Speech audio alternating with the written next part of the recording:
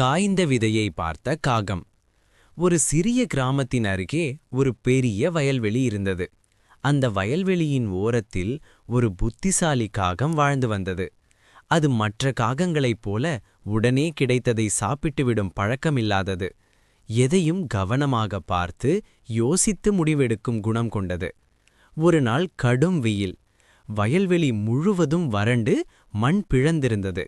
அந்த காகம் உணவு தேடி பறந்து கொண்டிருந்தபோது தரையில் கிடந்த ஒரு காய்ந்த விதை அதன் கண்களில் பட்டது.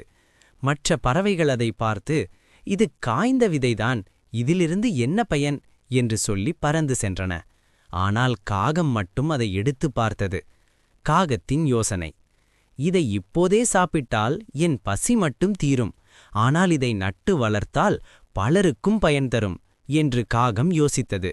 அது அந்த விதையை வயல்வெளியின் ஓரத்தில் இருக்கும் மென்மையான மண்ணில் புதைத்தது. அருகிலிருந்த குளத்திலிருந்து தன் அலகில் தண்ணீர் கொண்டு வந்து தினமும் ஊற்றியது.